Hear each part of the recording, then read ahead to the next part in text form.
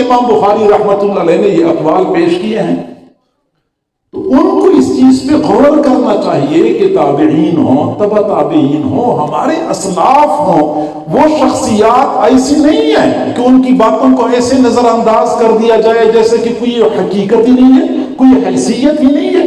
یہ آج بہت افسوس سے کہنا پڑتا ہے کہ یہ سلسلہ تیزی سے بڑھتا جا رہا ہے، جس کو میں سلف بیزاری کہتا ہوں، اسلاف سے بیزار ہو جانا، اپنے پرانے زمانے کے فقہا اور محدثین، مشائخ صوفیاء کے اقوال کو نہایت ہی حقارت کے ساتھ ٹکرا دینا، یہ صوفیوں کا قول ہے اور یہ فقہا کی اپنی بنائی ہوئی باتیں ہیں، اور یہ بخاری کی قصے کہانیاں، اس انداز سے وہ بات کرتے ہیں جیسا کہ یہ بندہ ان لوگوں سے بڑا ہے اور وہ اس کے شاگرد ہیں یا شاگردوں کے شاگرد ہیں، اس انداز سے ان کی باتوں کو ٹکرا دیتے ہیں۔ سلف صالحین کے ساتھ اس طرح کا رویہ رکھنا، میں کہتا ہوں کہ اسلاف کی شان میں کوئی کمی نہیں آتی، لیکن جو بندہ ایسی غلطی کرتا ہے وہ اپنی ایمان کو خطرے میں ڈال رہا ہوتا ہے۔ لہٰذا ہم مانتے ہیں اللہ اور رسول کی بات۔ پھر اس کے بعد حضرات صحابہ کرام، قرآن مجید میں اللہ نے کیا فرمایا؟ اطیعوا اللہ و اطیعوا الرسول، آگے وَأُولِي الْأَمْرِ، وَأُولِي الْأَمْرِ بھی اللہ نے فرمایا ہے۔ اب اگر صرف آپ کہتے ہیں کہ اللہ اور رسول کے علاوہ کسی اور کی بات کو نہ سننا ہے، نہ ماننا ہے، نہ اعتماد کرنا ہے، تو اللہ تعالیٰ نے تو اللہ اور رسول کے بعد اولو الامر کا لفظ بھی ذکر کیا ہے۔ تو آپ کیا کر رہے ہیں؟ گویا کہ آپ اللہ کی اس قول کا انکار کر رہے ہیں۔ تو انتہائی خطرے والی بات ہے کہ بندہ اپنے اسلاف سے بیزار ہو جاتا ہے۔ اور میں معذرت کے ساتھ عرض کرتا ہوں کہ اپنے بڑوں سے بیزار ہو جانا، یہ جو خطرناک سفر بندہ شروع کرتا ہے، یہ تدریجاً ہوتا ہے۔ تدریجاً کا معنی یہ ہوتا ہے کہ سب سے پہلے بندہ اس وقت کے علماء اور مشائخ سے بدگمان ہو جاتا ہے کہ یہ علماء کچھ نہیں کرتے اور یہ مشائخ ایسے ہیں، اور یہ اس وقت موجودہ زمانے کے حضرات سے بدگمان ہو جاتا ہے۔ پھر جب ان سے بدگمان ہو گیا، پھر اگلے درجے میں پھر وہ قریب کے زمانے جو گزرے ہوئے ہیں ان حضرات سے بدگمان ہو جاتا ہے۔ پھر اس کے بعد بدگمانی کا دائرہ حضرات فقہا اور محدثین تک پہنچ جاتا ہے، اور پھر میں معذرت کے ساتھ عرض کروں کہ پھر یہ بدگمانی حضرات صحابہ کرام تک جا پہنچتی ہے۔ اور آپ لوگ دیکھ رہے ہیں، یہ ایسی کوئی ڈھکی چھپی بات نہیں ہے، یہ وہ زمینی حقائق ہیں جو آپ لوگ خود بھی دیکھ سکتے ہیں اپنے معاشرے کے اندر۔ سب سے پہلے موجودہ زمانے کے علماء پر، مشائخ اور صوفیاء پر تنقید، پھر قریب کے زمانے، آج سے 100 سال پہلے کے علماء جو گزرے ہیں ان کی حالات زندگی، ان کی تعلیمات پر تنقید، پھر فقہا اور محدثین پر تنقید، پھر اس کے بعد بندے کی زبان لمبی ہو جاتی ہے اور حضرات صحابہ کرام تک جا پہنچتی ہے۔ اس کے بعد تو پھر بندے کے پاس ایمان نہیں بچتا۔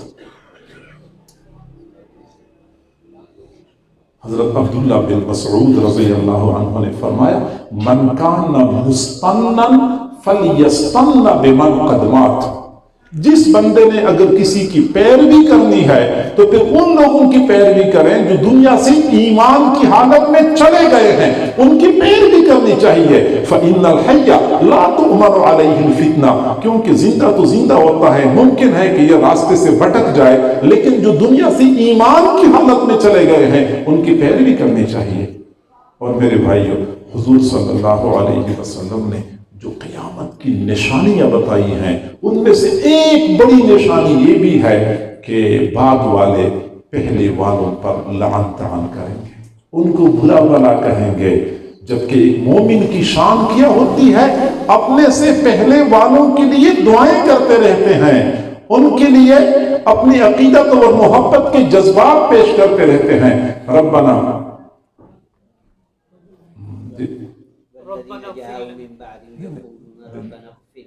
ربنا اغفر لنا ولإخواننا الذين سبقونا بالإيمان ولا تجعل في قلوبنا غلا للذين آمنوا۔ جزاک اللہ۔ جی ہاں، اللہ ہماری مغفرت کر دے، ہم سے پہلے جو لوگ ایمان کی حالت میں چلے گئے ہیں ان کی مغفرت کر دے، اور ہمارے دلوں میں ایمان والوں کے لیے کوئی کھوٹ نہ ہو۔ یہ باقاعدہ دعا مانگی جاتی ہے اور قرآن میں ہمیں یہ دعا سمجھائی ہوئی ہے۔ تو اپنے اکابر کے بارے میں اس طرح کی بات کرنا کوئی زبان کھولنا، موجودہ زمانے کے ہیں یا بعد والے ہیں، اپنی ایمان کو خطرے میں ڈالنے والی بات۔ امام احمد بن حنبل رحمۃ اللہ علیہ اپنی مجلس میں تشریف فرما تھے، ان کے سامنے کسی نے ابراہیم بن طہمان رحمہ اللہ کا تذکرہ کیا۔ امام احمد بن حنبل رحمۃ اللہ علیہ کی طبیعت ناساز تھی اور چرپائی پر لیٹے ہوئے تھے، دیوار کے ساتھ ٹیک لگائے ہوئے تھے، جیسے بندہ نیم دراز ہوتا ہے، ایسی کیفیت تھی۔ کسی نے ابراہیم بن طہمان کا ذکر کیا تو سیدھے ہو کے بیٹھ گئے۔ فرمایا کہ جب بڑوں کا تذکرہ ہوتا ہے تو ٹیک لگا کر بیٹھنا بے ادبی ہوتا ہے، پھر ادب کے ساتھ بیٹھنا چاہیے۔ یعنی بڑے حضرات کی تذکرے کے وقت بھی بے ادبی کرنا اور بے نیازی کے ساتھ بیٹھے رہنا انہوں نے مناسب نہیں سمجھا۔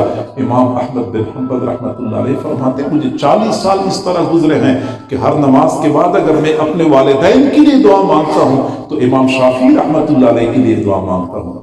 یہ وہ حضرات تھے جو سمجھتے تھے کہ سلف صالحین اور گزشتہ زمانے کے علماء ان کے ساتھ عقیدت اور محبت بندے کی ایمان کی حفاظت کا ذریعہ ہے، اور جو لوگ بے ادبی اور گستاخی بھی اتر آتے ہیں تو ان کا اپنا ایمان خطرے میں پڑ جاتا ہے۔ حضرت مولانا سید امین گیلانی رحمۃ اللہ علیہ نے لکھا ہے کہ ہم ایک مرتبہ سفر کر رہے تھے تو ایک ہوٹل کے پاس ہم نے گاڑی روک لی، چائے پینی تھی، سڑک کے کنارے ہوٹل تھا، تو 3-4 بندے تھے ہم ایک گاڑی میں۔ ہوٹل والے کو ہم نے چائے کا آرڈر دیا تو چارپائی میں پڑی ہوئی تھی، سامنے ایک چارپائی پر ہم نے ایک بندے کو دیکھا جو بیٹھا ہوا تھا اور وہ ایسے اوپر دیکھ رہا تھا چھت کی طرف، چھت کو گھور گھور کے دیکھ رہا تھا، پھر باہر کی طرف دیکھ رہا تھا، پھر دیواروں کی طرف دیکھ رہا تھا۔ تو میں سمجھ گیا کہ یہ بندہ ٹھیک نہیں ہے، یہ جو چھت کی طرف گھور کے دیکھتا ہے پھر دیواروں کی طرف دیکھتا ہے۔ اندازہ تو مجھے ہو گیا۔ تھوڑی دیر بعد وہ بندہ کھڑا ہو گیا، سیدھا جا کے راستے کے کنارے کھڑا ہو گیا، سڑک کے کنارے، اور سڑک کی طرف منہ کر کے کتے کی طرح بھونکنے لگا۔ جیسے کتا بھونکتا ہے ایسی بھونک، کچھ دیر تک بھونکتا رہا، پھر واپس آ کے بیٹھ گیا، چارپائی پر بیٹھا رہا۔ کچھ دیر کے بعد پھر اٹھ کے چلا گیا، پھر کتے کی طرح بھونکنا شروع کر دیا۔ میں حیران تھا کہ یا اللہ، دماغی توازن تو خراب ہو جاتا ہے، یہ تو سمجھ میں آتا ہے، لیکن دیوانے پاگل لوگ تو قسم قسم کی حرکتیں کرتے ہیں۔ یہ ایک خاص حرکت کرتا ہے کہ کتے کی طرح بھونکتا ہے۔ تو میں نے ہوٹل والے سے پوچھا کہ آخر یہ بندہ یہ حرکت کیوں کرتا ہے؟ تو ہوٹل والے نے مجھے کہا کہ آپ لوگ شکل صورت سے علماء لگتے ہیں، میں آپ کو بتاؤں کہ حضرت مدنی رحمۃ اللہ علیہ جب پاکستان اور ہندوستان کی تقسیم کی تحریک چل رہی تھی تو حضرت مدنی رحمۃ اللہ علیہ کا جو نقطۂ نظر تھا، جو موقف تھا، اس موقف سے کافی سارے لوگ اتفاق نہیں کر رہے تھے۔ چلو اتفاق تو نہیں کرتے وہ تو ٹھیک ہے، لیکن بہت لوگوں نے حضرت مدنی رحمۃ اللہ علیہ کی شان میں گستاخی کی تھی اور حد درجے کی گستاخی کی تھی۔ حضرت مدنی رحمۃ اللہ علیہ ہمارے اس علاقے میں آئے تھے اور انہوں نے تقریر کی۔ تقریر کے دوران یہ بندہ کھڑا ہو گیا اور اس نے کہا کہ کتے کی طرح بھونک رہے ہو۔ اس بندے نے حضرت مدنی کو کہا تھا کہ کتے کی طرح بھونک رہے ہو۔ حضرت مدنی رحمۃ اللہ علیہ نے وہ بات سنی اور تھوڑی دیر کے لیے خاموش ہو گئے، پھر اپنی گفتگو جاری رکھی، کچھ فرمایا نہیں، بس اپنی گفتگو جاری رکھی۔ یہ بندہ اپنے خاندان کا بڑا معتبر بندہ سمجھا جاتا تھا، عقل میں، دانائی اور سمجھداری میں، لیکن بس اس نے جو بات کر دی 3-4 دنوں کے بعد اس کا دماغی توازن خراب ہو گیا۔ اب توازن خراب، میرے اس ہوٹل پہ بیٹھا ہوتا ہے، تھوڑی دیر کے بعد سڑک کے کنارہ کھڑا ہو جاتا ہے اور کتے کی طرح بھونکتا ہے۔ اور یہ علماء، یہ صلحاء، یہ وہ قدسی شخصیات ہیں۔ میرے بھائیوں، میں مانتا ہوں کمزوریاں بھی ہوتی ہیں، غلطیاں بھی ہوتی ہیں، لیکن ان شخصیات کے ساتھ محبت کرنا یہ ایمان کی حفاظت کا ذریعہ ہے۔ ہمارے حضرت جی دامت برکاتہم العالیہ کے ایک خلیفہ ہیں، حضرت مولانا سجاد نعمانی صاحب دامت برکاتہم العالیہ، حضرت مولانا منظور احمد نعمانی رحمہ اللہ کے صاحبزادے ہیں۔ وہ فرماتے ہیں کہ ہم جس مدرسے میں پڑھتے تھے تو مدرسے میں عصر کے وقت ایک بابا جی آ جاتے تھے مدرسے کے دروازے پہ، اس کے پاس یہ 3 پہیوں والی سائیکل تھی، اسی پہ آ کے مدرسے کے دروازے پہ سائیکل کھڑی کر دیتے تھے اور وہیں بیٹھے رہتے تھے۔ असर से लेके मगरिब तक वहीं बैठे रहते थे। जो ही मगरिब की अजान का वक़्त करीब हो जाता वो दोबारा साइकिल चला के किसी और तरफ चले जाते थे।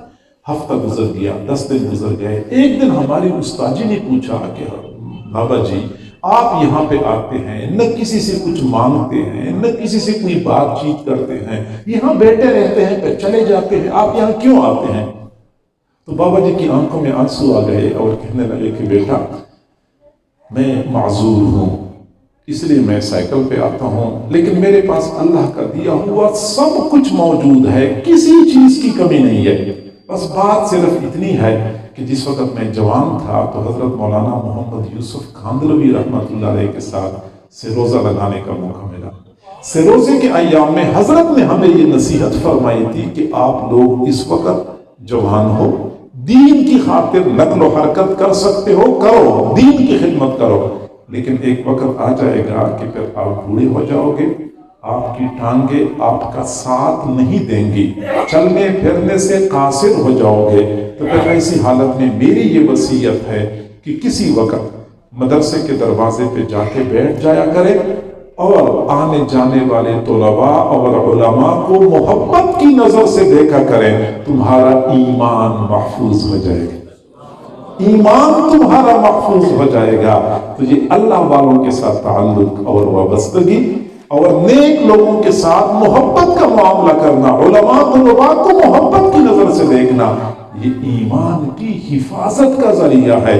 तो मैं अर्ज कर रहा था कि अपने असलाफ के बारे में, बड़े हजरात के बारे में एक बाल के बराबर भी कोई बदगुमानी दिलो दिमाग में न आने दें, क्योंकि हमने उन बड़ों को तो नहीं देखा, लेकिन उन बड़ों के उलूम और निस्बतों के अमीन आज के बड़ों को तो हमने देखा है, जो वाकई उनकी जिंदगियां काबिल रश्क हैं। तो अगर इनकी जिंदगियां काबिल रश्क हैं तो उन बड़ों की जिंदगियां कैसी होंगी?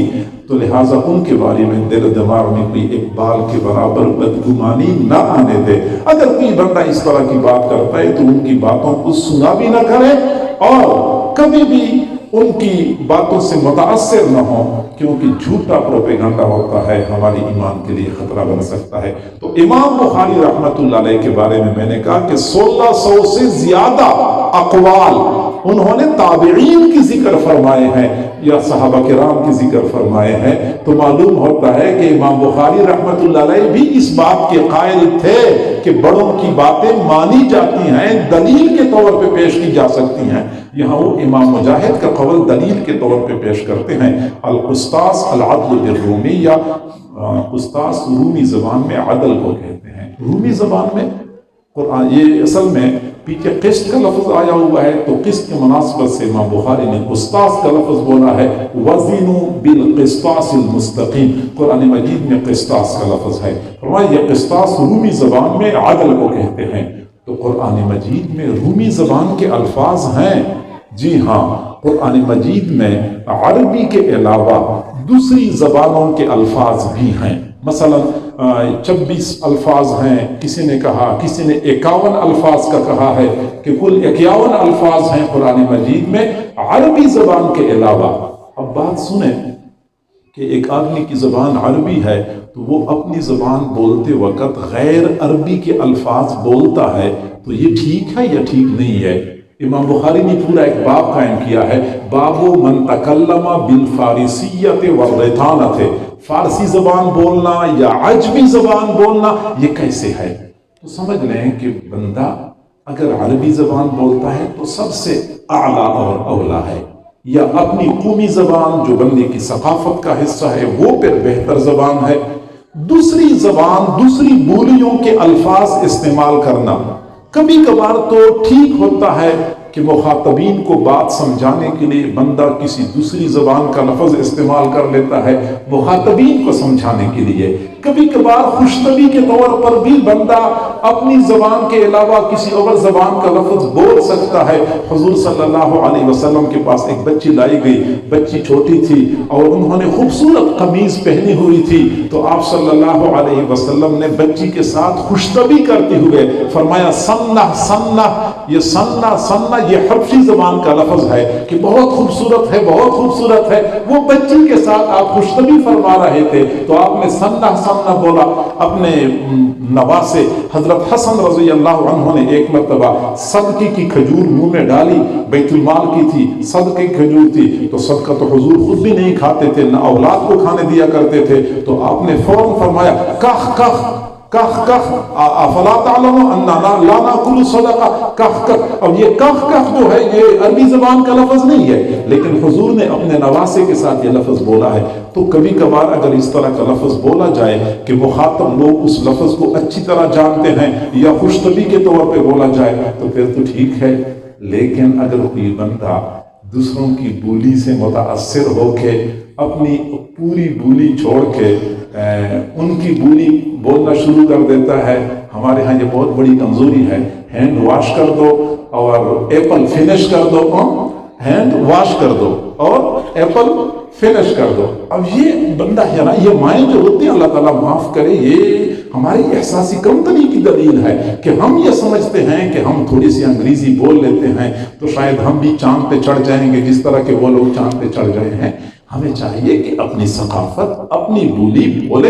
اگر کسی بندے کو شوق ہے کہ اپنے بچے کو میں نے کچھ سکھانا ہے تو عربی زبان کے الفاظ اپنے بچپن سے ہی بچے کے ساتھ آپ لوگ بولا کرے تاکہ بچہ شروع سے عربی کے ساتھ مانوس ہو جاتا ہے۔ لیکن یہاں تو معاملہ کچھ اور ہے، خود بھی متاثر ہوتے ہیں، ہم سمجھتے ہیں کہ شاید انگریزی کے الفاظ بولنے سے بندے کی بڑی شان بڑھ جاتی ہے، اپنے بچوں کو بچپن سے آدھی انگریزی آدھی اردو بولتے ہیں، عجیب و غریب حلیہ بگاڑ دیتے ہیں اپنی زبان کا، تو اس سے اجتناب کرنا چاہیے۔ بہرحال قرآن مجید میں یہ لفظ بولا گیا ہے، وقال مجاہد القسطاس العدل بالرومیہ، عدل قسطاس عدل کو کہتے ہیں رومی زبان میں۔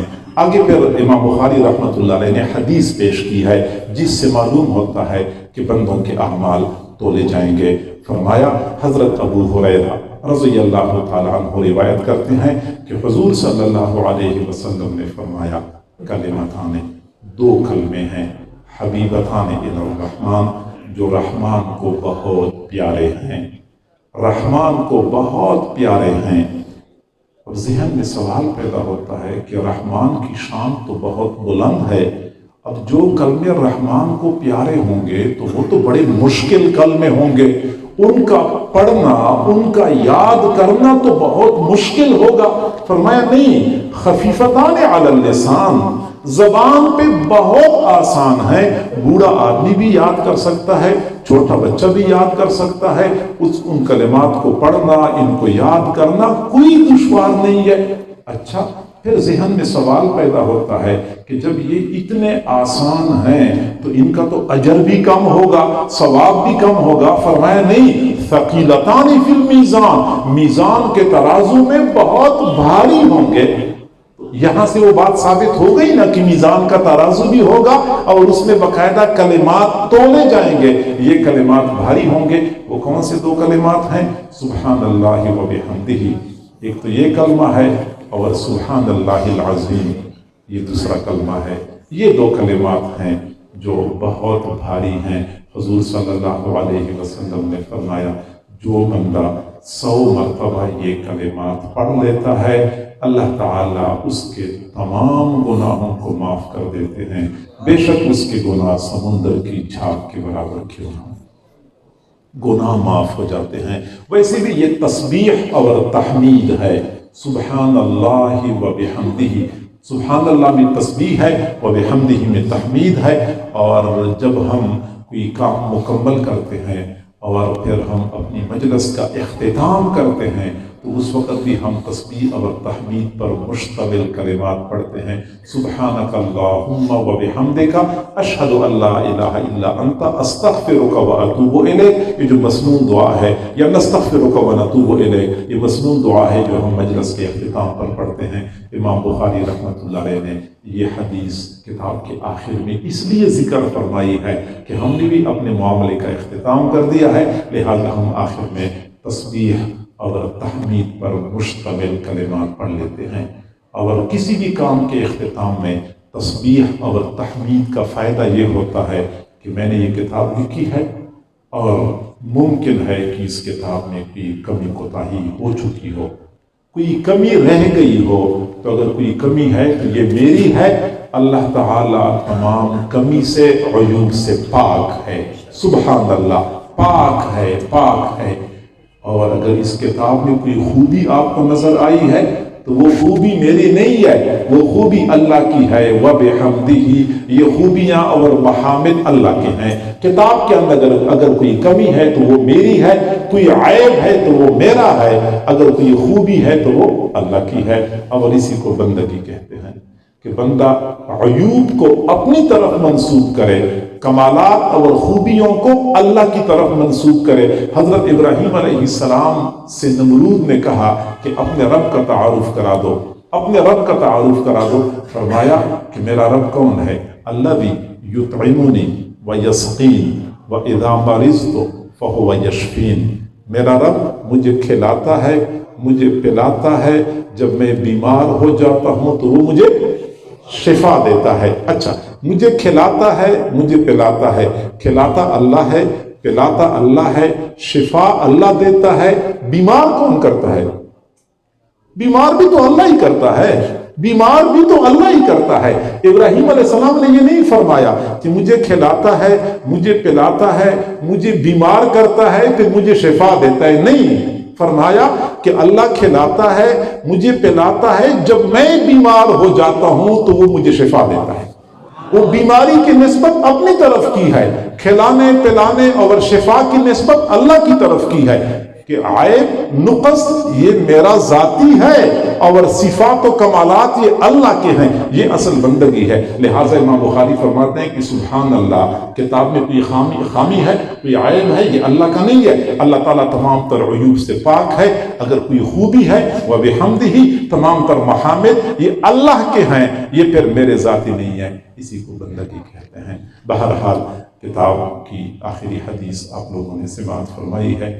وہ بیٹیاں جنہوں نے اپنا تعلیمی سلسلہ مکمل کیا ہے، وہ بیٹیاں مبارکباد کی مستحق ہیں، ان کے سرپرست بھی مبارکباد کی مستحق ہیں، خاص طور پہ اہل ادارہ ہمارے محسن حضرت مولانا خلیل الرحمن انوری صاحب دامت برکاتہم العالیہ، اور ان کے صاحبزادگان جن کے شب و روز کی کوششوں اور کاوشوں سے یہ سلسلہ چل رہا ہے، یہ سارے حضرات مبارکباد کے مستحق ہیں۔ اس طرح کا سلسلہ جب مکمل ہو جاتا ہے تو لوگ ایک دوسرے کو مبارکباد دیتے ہیں۔ مبارکباد بھی ٹھیک ہے، لیکن جو اہل اللہ ہوتے ہیں وہ ایسے موقع پر فکر مند ہوتے ہیں کہ معلوم نہیں ہماری ان کوششوں کو اللہ نے قبول کیا ہے یا نہیں کیا ہے، ہماری ان کاوشوں کو اللہ نے قبول کیا ہے یا نہیں کیا، یہ پھر ان کو فکر ہوتی ہے۔ لہٰذا یہ فکر بھی ہمیں دل و دماغ میں رکھنی چاہیے کہ ہم نے کوششیں تو بہت کی ہیں، ہماری یہ کوششیں اللہ کے ہاں قبول ہیں یا نہیں ہیں، کیونکہ کئی مرتبہ اللہ تعالیٰ بندوں کو کام پہ لگا لیتا ہے لیکن قبول نہیں کرتا۔ اللہ کام لیتا ہے، کوششوں کو قبول نہیں کرتا۔ حضرت مدنی رحمۃ اللہ علیہ، بس میں آخری بات عرض کر کے موضوع کو مکمل کرتا ہوں۔ حضرت مدنی رحمۃ اللہ علیہ فرماتے ہیں کہ ہم مالٹا کی جیل میں تھے اور حکومت وقت نے ہمیں اپنے موقف سے ہٹانے کے لیے پورا زور لگایا، لیکن ہم اپنے موقف پہ ڈٹے ہوئے تھے۔ آخرکار حکومت نے اعلان کر دیا کہ جیل کے جتنے قیدی ہیں سب کو پھانسی پہ چڑھا دیا جائے۔ جب ہمیں یہ خبر پہنچی تو ہم تو خوشی منانے لگے، ایک دوسرے کو مبارکباد دے رہے تھے کہ چلو یہ جان اللہ کے لیے چلی جائے گی، ہمیں شہادت کی موت نصیب ہو جائے گی۔ ہم بڑے خوش تھے۔ فرماتے ہیں کہ میں خوشی اپنے استاد حضرت شیخ الہند رحمۃ اللہ علیہ کے کمرے میں گیا तो मैंने देखा वो दीवार के साथ टेक लगाए बैठे हुए थे और रो रहे थे। तो मैंने उस्ताद जी से कहा कि उस्ताद जी आपको पता नहीं चला कि हुकूमत ने हमें फांसी पे चढ़ाने का फैसला किया है? फरमाया हाँ बेटा मुझे पता चला है। तो मैंने कहा उस्ताद जी हम तो एक दूसरे को मुबारकबाद दे रहे हैं, खुशियां मना रहे हैं, आप तो रो रहे हैं। फरमाया हाँ बेटा मैं तो रो रहा हूं, मैं तो रो रहा हूं। फिर फरमाते हैं मैंने अर्ज किया कि उस्ताद जी पूरी जिंदगी आप मौत से डरे नहीं, इस वक्त आपको क्या हो गया कि आपने मौत का सुना तो रोना शुरू कर दिया? तो हजरत शेखुल हिंद रहमतुल्लाह अलैह ने फरमाया कि मौत का सुन के मैं नहीं रो रहा, मौत का सुन के मैं नहीं रो रहा, मैं इसलिए रो रहा हूं कि अल्लाह ताला कई मर्तबा बंदे की जान भी ले लेता है, कबूल भी नहीं करता। जान ले लेता है, कबूल नहीं करता। पूरी जिंदगी दीन के काम पे लगाए रखा, दीन का काम ले लिया, आखिर में उसी बंदे को धुतकारा और रद्द कर दिया। अल्लाह को इसका हक हासिल है, अल्लाह से कोई पूछ नहीं सकता। तो ऐसे मौके पर फिर अल्लाह ताला से ये भी मांगना चाहिए कि अल्लाह हमारा जो कुछ है वो तेरे सामने है, हमारे टूटे फूटे अमलों को कबूल कर लीजिए। और हम तुझसे अदल नहीं मांगते, फजल मांगते हैं, फजल का मामला फरमा दीजिए। जज़ाकुमुल्लाह जज़ाअन हसन।